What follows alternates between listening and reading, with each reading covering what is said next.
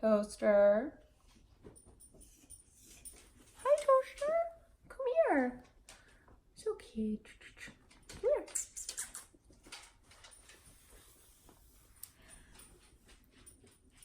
Can you sit? Sit. Sit. Good boy. Now wait. I'll be there in a minute, okay? Good boy.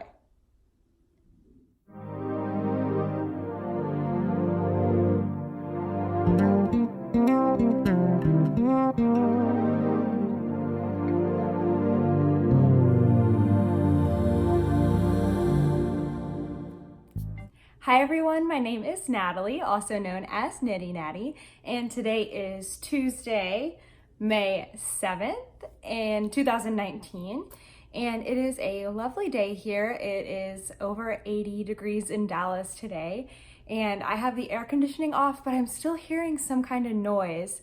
So yeah, I try to get the air off so that it doesn't make that like background humming noise, but soon it's gonna be unbearable to do that for 30 minutes. So I will do my best, but you might be hearing some air conditioning because it is just too hot not to have it.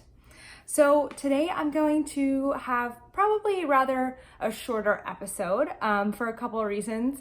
One, this weekend I was planning to do some designing, really work on my 2 whips, and I ended up not knitting or crocheting at all, which is crazy for me. I went 48 hours, no knitting or crochet. And the reason is that on Saturday morning, I went to get a massage. I had gotten a gift certificate for my birthday in March, and I was able to get 4 30-minute massages. So that was my 3rd one. So she had been working on like my neck and shoulders. I hold a lot of tension there, and those were starting to relax. So now she started working on my arms, and I will talk more about that in just a little bit. But I wanted to keep that massage from, like, I didn't want to just reverse it right away by getting straight back into knitting and crochet, because I do have a lot of fatigue in my forearms and back here. And so I just decided to take Saturday off because I got that massage Saturday morning, and then I ended up taking off Sunday too and did a lot of chores around the house. So anyway, it was just strange. So one reason it's going to be a little shorter is I don't have a ton of progress on my whips, and I haven't started anything new. And the other reason is that the Dallas Stars play in about an hour, so I definitely want to be ready to watch that. I've got on a Dallas Stars t-shirt, and I did not wear any knitting today, so I don't have anything else to talk about but my Under Armour Dallas Stars t-shirt. But let's get right into some knitting, and I promise I will come back around to talking about the massage in a little bit. So, oh, actually there's one more question I do want to answer. So last week, I asked you guys how you felt about me recording on Tuesday and then giving myself Wednesday to edit and then publishing the podcast on Thursday. So basically a full day in between the recording and the posting of the podcast. And every single one of you said, do whatever works for you. So I just really appreciate, one, you guys taking the time to answer that, and two, being so gracious and understanding that this is something that I'm doing for fun. And so it needs to stay fun. And I wasn't gonna, like, if everyone said, oh, I only want the very newest content, don't record and post on the same day. I was kind of just doing some market research, kind of putting my feelers out there to see what your opinion was.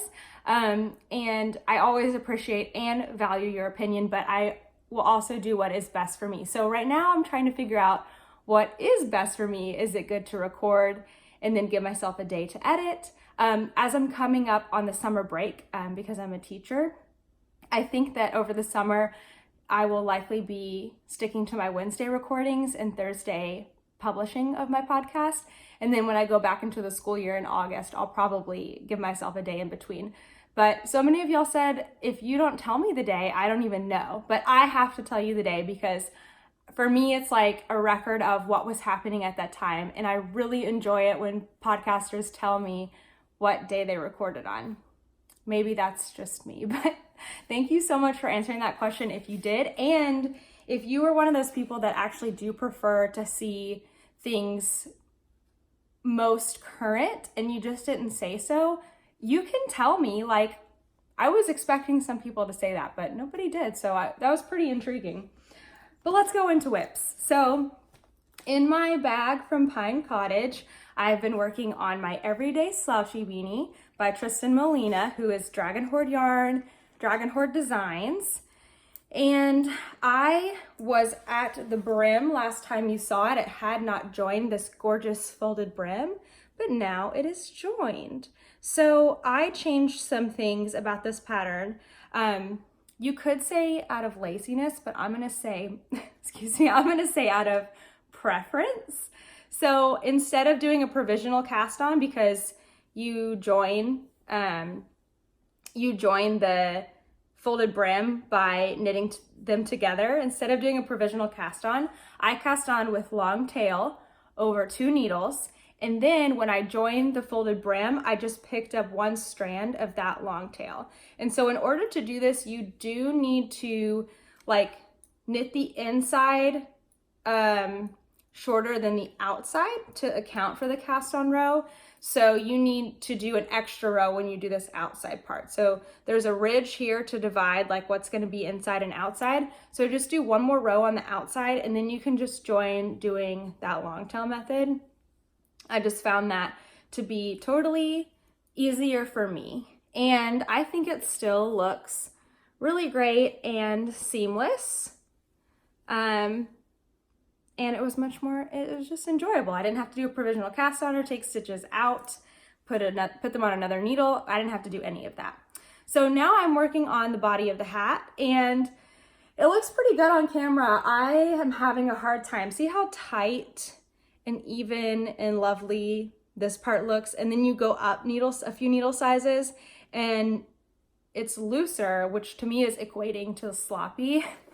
Especially when I only had like this much of it done, I was like, it looks terrible. And the one in the picture doesn't look terrible, it looks gorgeous. So I just kept going.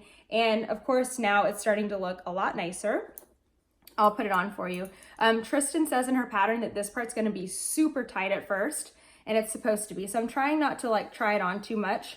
It's very, very snug, but that's because it's gonna loosen up. And unlike ribbing, it's not gonna shrink back in. So it's actually really tight. My goodness.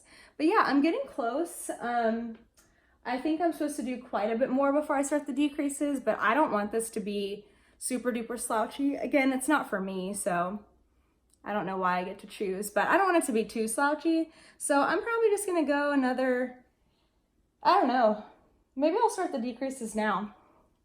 I need to pull this down further. Think about the person that I'm knitting it for. So yeah, maybe I'll go another inch and then I'll start the decreases, but I don't want it to be too slouchy. So I am using, oh man, I am using 2 yarns. The first is a sock yarn from Suburban Stitcher, and the color is Predictability. Let me see. Oh, I'm trying to show you the strand. I could just hold the ball of yarn. So Predictability by Suburban Stitcher. And then the mohair is Primrose Plume. I'm such a mess, y'all. I'm too excited for the stars game. Maybe nervous is the right word. Primrose Plume in Crazy Right Now, which has so many fun colors in it. And you hold those 2 together. This is my third of 4 tiny little toaster balls because my dog tore this yarn apart and now it was in 4 separate balls. So now I'm on the 3rd one and I should have plenty to finish this. So loving this. I'm hoping to get some more work on it. We have family in town this weekend. And so as we're like out and about or sitting around chatting, I'll be working on this, I think, a lot. Now my next whip, I took some pictures of both of these, some progress photos, and they were all together in the camera roll on my phone. And just look, they're like so similar in color. It was cracking me up how much I have a taste for this color right now. I really love it. I don't know if you want to call it mauve or like dusty rose, but I'm super into it. So I have been working more on my Ruffled Romance sweater, which is a crocheted sweater. It's in This stitch is supposed to look like knitting, which a lot of people say it does. It's single crochet, extended split single crochet, which is not a secret, I don't think. But this is a pattern by Lee Satori, who's Coco Crochet Lee. And I had originally made it as a test, and then I totally did not knit or crochet it. I'm sorry, crocheted it as a test. I didn't crochet it to fit my body well. So I ended up taking about more than half of it out. So I took it back to the sleeves. And what I have done from the sleeves on is all new crochet, but I didn't do a ton this week. I've only done from this marker here. But what I did to remedy this is I changed where I set the sleeves. So I gave myself fewer sleeve stitches and more body stitches, and it is looking so much better. But this week I wanted to kind of show you more how I've done the increasing, because I'm new to garment crochet. I'm new to a lot of crochet things. And so I'm just kind of doing what feels right and what looks right. So crochet, just like knitting in the round, goes in a spiral. So it's not, if you're doing it the way that I'm doing it here. So your beginning of round is going to kind of spiral around, and you can probably see that. There's my beginning of round. Can you kind of see that there? How it's not going to go straight. It's only going straight because I'm hanging it from that point, but it's actually going to spiral across. And it's super obvious when I'm wearing this that it kind of has that slant. So because of this, I didn't want to always do the increases in the same spots, because then they would move like across the front of the sweater and the back of the sweater. And I don't know. It didn't seem like it would keep increasing where I needed it to. So instead what I've done is I've zigzagged my increases back and forth. So I'll just show you what that looks like real quick here, trying to keep all these strands out of the way. So it's gonna be a little hard to see. Maybe you can kind of see them, but there's one, see, there's one here. And then the next one, harder to see it in the screen than it is in person. Let me find two and I'll just put my fingers on it. Here and here. Okay, so here's one, and then here's the other one here, and then this next one will be this side. So they just kind of go back and forth instead of all being in like one spiral line. So I don't know if that's a thing or if it's gonna even matter that I've done that, but for me, it was just much more settling to think of my increases going back and forth and staying more to the side seams than to like spiral across the front of my body. Just didn't like that. This yarn is, let me find the pretty one. I have one ball that hasn't been knit before and two that have, so they're all wrinkly. But this is Madeline Tosh Twist Light, and the colorway is called Copper Pink. This one is very light compared to this one, which looks much more coppery. So I am actually alternating 3 balls of yarn. Yeah, because you can see these two are the same, and this one was a different dye lot. So I am alternating them. So I'll do a row of one, a row of the next, and then a row of the third one. And it just keeps that color all spread out. But Ruffled Romance Sweater by Lee, who's Coco Crochet Lee. I'm not gonna make any promises about when I get that done because things are just happening as they go. Okay, so there is one other thing that I worked on this week, but kind of barely at all. So I thought I would show it to you anyway, just to give some diversity to my whips. But this is my granny stripe blanket. It's a scrappy granny stripe, all made out of fingering weight yarn. And if you're looking for this in my Ravelry project pages, you're gonna find it all the way at the bottom in hibernating projects, because I'm not working on this regularly. There are actually 3 scrappy blankets that are in hibernation right now. So if you wanna see the scrappy granny blanket, I also have one of those mitered square like Cozy Memories ones that are knitted. And then this granny stripe one, they're all hibernating at the bottom of my project page. But I don't have like an insignificant amount. Like definitely want to keep going on this, and eventually it will be a blanket. But this week, the only thing I added was this purple. It's a lot of fun. It's a free pattern by Lucy, who's Addict 24. And her original version was in, I think, either DK or worsted Stylecraft yarn. And then I don't know who was the originator of this brilliant idea to use sock yarn scraps to make the same blanket, but somebody did, and so that's what I decided to copy because it's so great. On my project page, I do have how many chains I started with, and I don't remember off the top of my head, so maybe go check it out there, or maybe I'll put it at the bottom. But it is super, super, super wide. It's going to be very comfortable when it's done. And I have my very first Progress Keeper that I ever got from Simply Serving, which is one of her donut sugar sheeps on here. And I just love Simply Serving. She's so awesome. So yeah, I put in not even 2 rows, not even a whole stripe onto my granny stripe blanket on Sunday evening when I was like, I haven't done any knitting or crocheting in 48 hours. And why start being productive now? I'm gonna do a little scrappy Sunday. And it was really enjoyable. So maybe I need to start doing that a little more often. All right, one more knitting thing to show you. So I have kind of been saying for a while that I'm gonna do some tutorials. And since summer is coming up, that wish is gonna come true. So the first one I'm gonna start with is a sock tutorial. So I went to Instagram and I showed 2 yarns, this one and another. And where is the other one? Right here. And I said, I'm gonna be doing some sock tutorials, so you're gonna see the same sock in multiple videos. Which yarn do you wanna stare at for longer? And the vote was so close, but it ended up being this yarn, which is by Leading Men Fiber Arts. And the colorway is Yarn Hoarder. And Yarn Hoarder, if you don't know, is an amazing podcaster.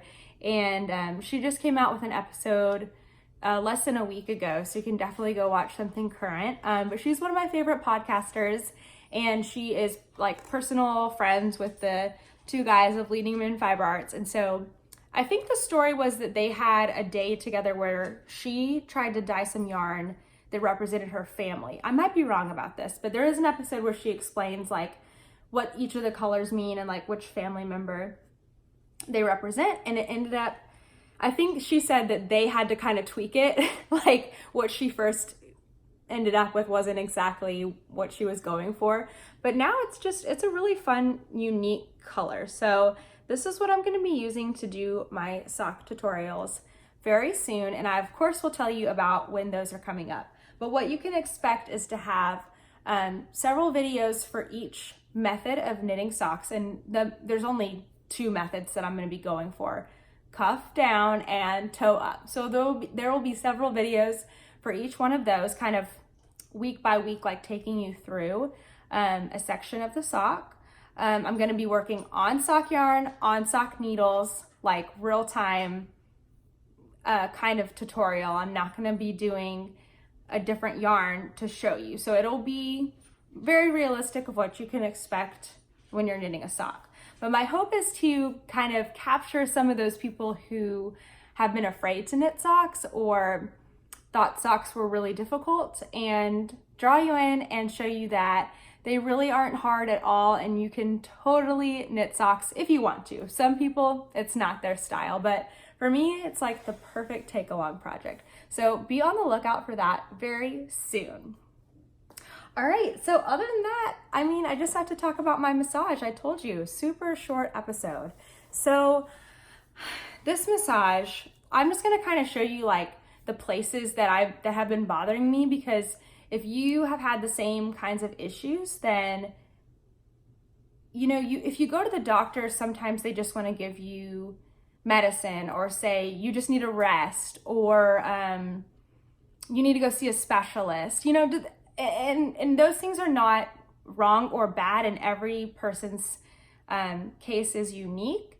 But I think that there's a lot that we can do on our own, and like small things like a 30-minute massage that really can be super helpful, and doing that consistently can help just as much as the medicine or the physical therapy or whatever. And if we do it preventatively, it's going to help us not get to that place. So the things that she was doing, this was so cool. So my problem areas are I'm sitting, my shirt is so long, I'm sitting on it. I can't lift my arm up. Okay, there we go. So my problem areas are mostly this like forearm muscle. And this is my left hand.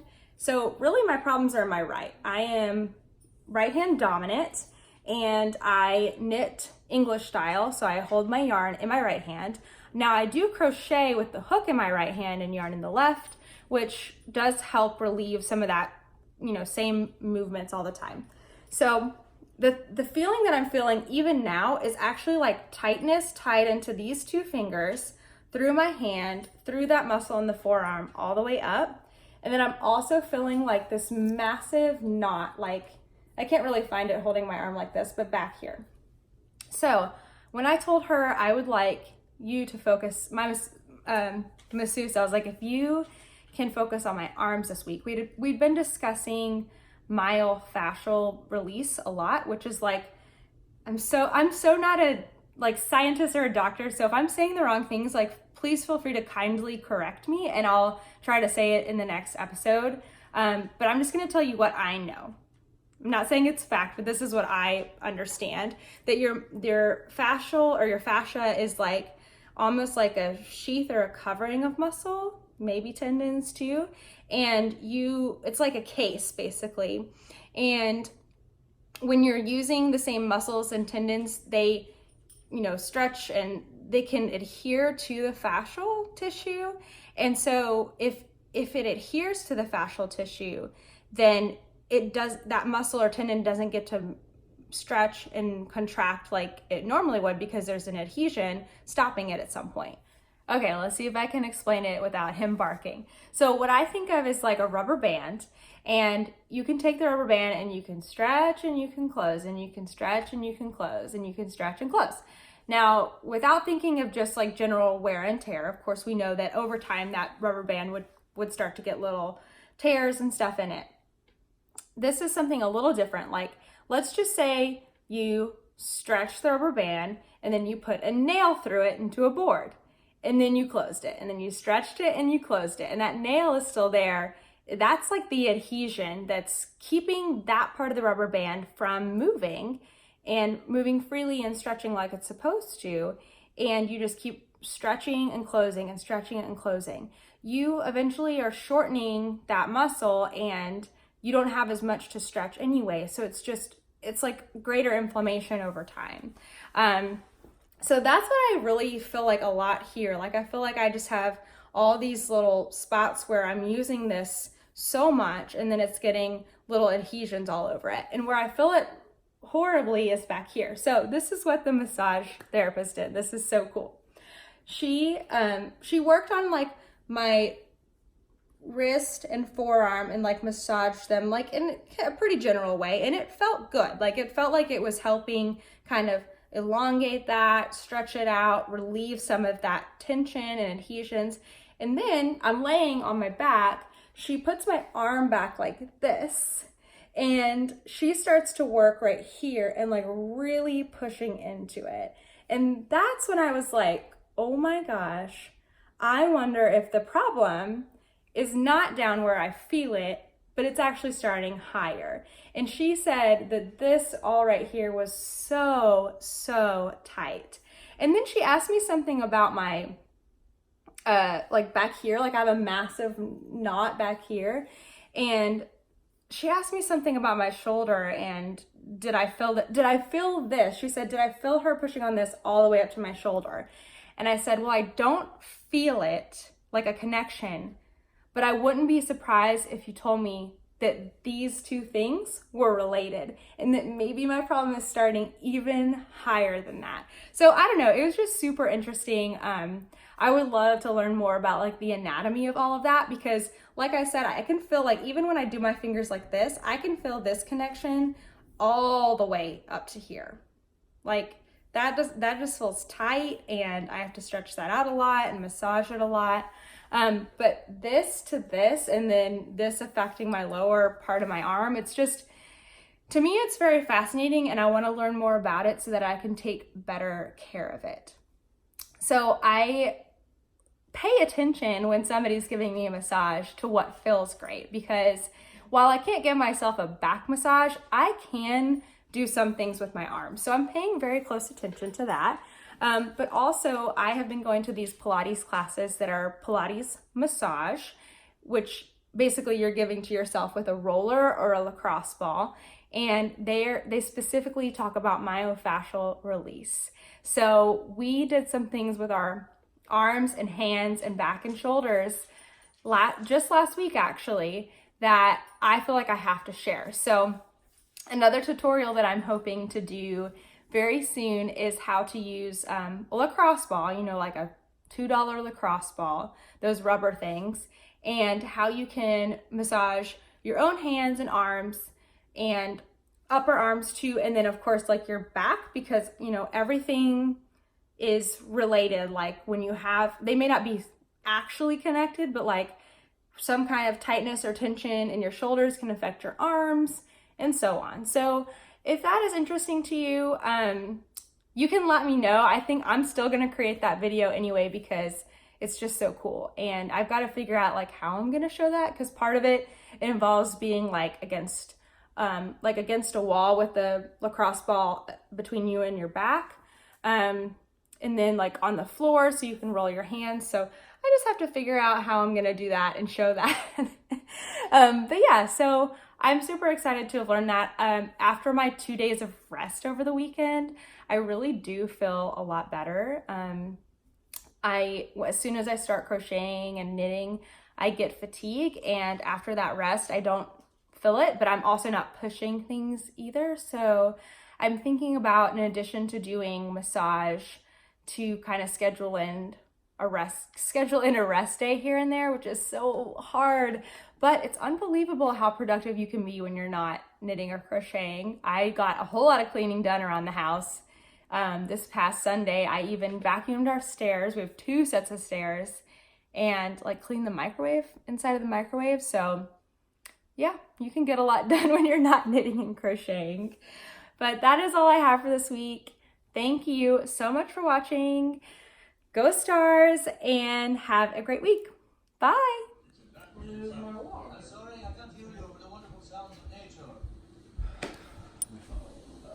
Alligator. Love you.